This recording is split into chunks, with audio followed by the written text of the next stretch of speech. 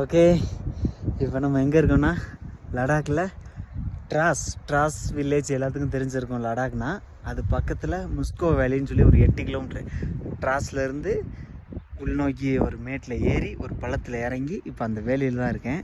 But இந்த வேலையில் பெருசாக யாரும் வரமாட்டாங்க. ஹோம் ஸ்டே இருக்குது, சின்ன ஹோம் ஸ்டே இருக்குது. பட் மித்தபடி பெருசாக எதுவுமே இல்லை. ஒரு 20-30 வீடு இருக்குது. அப்புறம் அங்கங்கே தள்ளி வழக்கம் போல் உங்களுக்கு தெரிஞ்ச மாதிரி அங்கங்கே வீடு இருக்குது. அதனால் ட்ராஸில் நிறையா பேர் இருப்பாங்கன்னு சொல்லிட்டு நம்ம பீஸ்ஃபுல்லாக தூங்கலாம் அப்படின்னு சொல்லிட்டு ஒரு கிராமத்துக்கு வந்திருக்கேன். முஸ்கோ வேலி அதான் இப்போ நான் டென்ட் பிச் பண்ணியிருக்கேன். மணி இப்போ 2 மணிக்கு ரீச் ஆனேன். அப்படி இப்படின்னு அங்கங்கே கேட்டு 1 மணி நேரம் ஆயிடுச்சு. டென்ட் எல்லாம் ஃபிக்ஸ் பண்ணி கை கால் கழுவி எல்லாம் கழுவிட்டு வந்து இருந்தால் அது பக்கத்தில் ஒரு சின்ன ஓடை ஓடுது.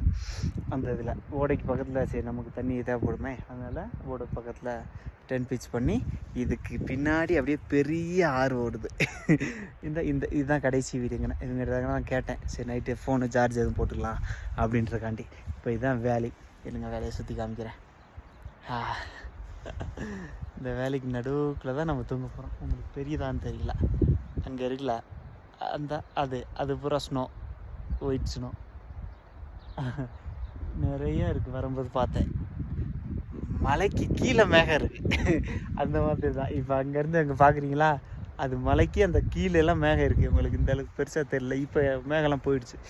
ஓகே, நீங்கள் பீஸ்ஃபுல்லாக ஒரு தூக்கத்தை போடணும். 3 மணி கொஞ்ச நேரம் அந்த நேற்று வீடியோலாம் எடிட் பண்ணிட்டு ஜம்முன்னு ஒரு தூக்கத்தை போட போகிறேன். ஓகே.